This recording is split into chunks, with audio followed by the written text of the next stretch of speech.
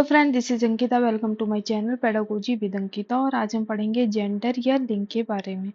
Gender एक सामाजिक या सोशल स्ट्रक्चर है, यानी कि जबकि सेक्स जो है एक जैविक या बायोलॉजिकल स्ट्रक्चर है या बायोलॉजिकल संरचना है। अब जैसे जेंडर स्टीरियोटाइप या लिंग रूढ़िबद्धता समाज में महिला व पुरुषों को लेकर चली आ रही रूढ़िबद्ध धारणाएं, जैसे कि महिलाएं गणित में कमजोर होती हैं, पुरुष रोते नहीं हैं, महिलाएं ये काम कर सकती हैं, पुरुष ये काम कर सकते हैं। इस तरह से समाज ने लोगों के काम को और सोच को मतलब हर तरह से बांट रखा है, यानी कि लिंग रूढ़िबद्धता या जेंडर स्टीरियोटाइप होता है। जैसे क्वेश्चन आता है कई बार सी टेट में, इससे लिंग से या जेंडर से हर बार 2 से 3 क्वेश्चन जरूर पूछे जाते हैं सी टेट के एग्जाम में। जैसे कई बार तो ये पूछ लेता है जेंडर एक सामाजिक संरचना है या बायोलॉजिकल संरचना है। तो अगर जेंडर लिखा हुआ होता है हिंदी में, दोनों का मीनिंग एक ही होता है। जबकि अगर जेंडर लिखा हुआ होगा तो हम क्या किस पे टिक करेंगे? सोशल स्ट्रक्चर या सामाजिक संरचना पर। जबकि सेक्स लिखा होने पर हम जैविक या बायोलॉजिकल स्ट्रक्चर पर टिक करेंगे। हमें इंग्लिश का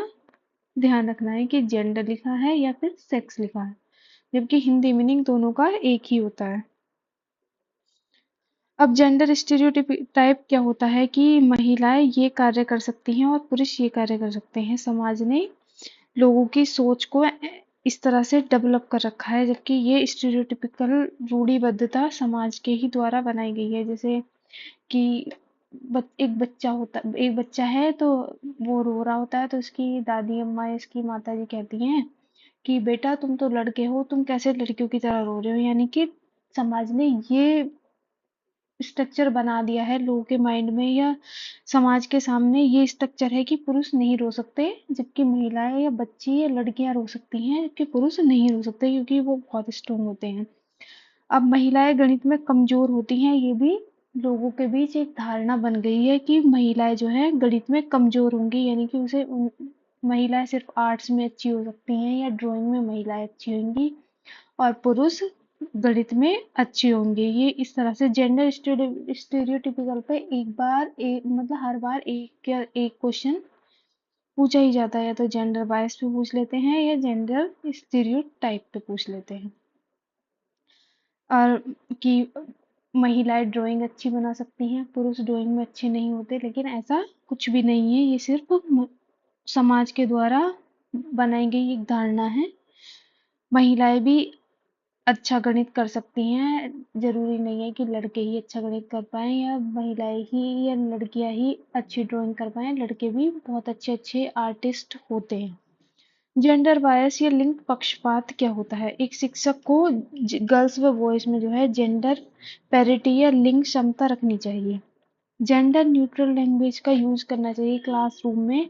टीचर्स को जेंडर न्यूट्रल लैंग्वेज का उपयोग करना चाहिए, यानी कि लिंग तटस्थ भाषा का यूज करना चाहिए। जैसे कैमरामैन की जगह कैमरा पर्सन का यूज कर सकते हैं, क्योंकि कैमरामैन ही नहीं होते, कैमरा पर्सन यानी कि लड़की भी हो सकती है, लड़का भी, आदमी भी हो सकता है, मैन भी हो सकता है, वुमेन भी हो सकती है। लिंग पक्षपात क्या होता है या जेंडर बायस कि अब लिंग पक्षपात जैसे कि घर का काम महिलाएं ही करेंगी सिर्फ और बाहर पुरुष ही करेंगे। जबकि अब तो बहुत चेंज आ गया है, समय के साथ साथ बहुत सारी चीजें बदली हैं। औरतें भी बाहर ऑफिस का काम करती हैं, जबकि जो घर के मर्द हैं या घर के जेंट्स हैं वो भी घर का काम कराते हैं। आजकल की सोच बहुत डेवलप हुई है, जबकि पहले ऐसा नहीं होता था। लिंग पक्षपात ये जेंडर बायस होता था बहुत अधिक। अब जैसे लड़कों को बाहर भेज दिया जाता है, जबकि लड़कियों को आज भी बहुत सारी जगह ऐसी हैं कि लड़कों को तो पढ़ने के लिए बाहर भेजा जा रहा है, जबकि लड़कियां सिर्फ घर के काम सीखेंगी कि वो नौकरी करके क्या करेंगी। इस तरह की बातें हमारे सामने आती हैं, मतलब कहीं ना कहीं तो सुन ही लेते हैं। अभी भी ये चीजें चल रही हैं समाज में।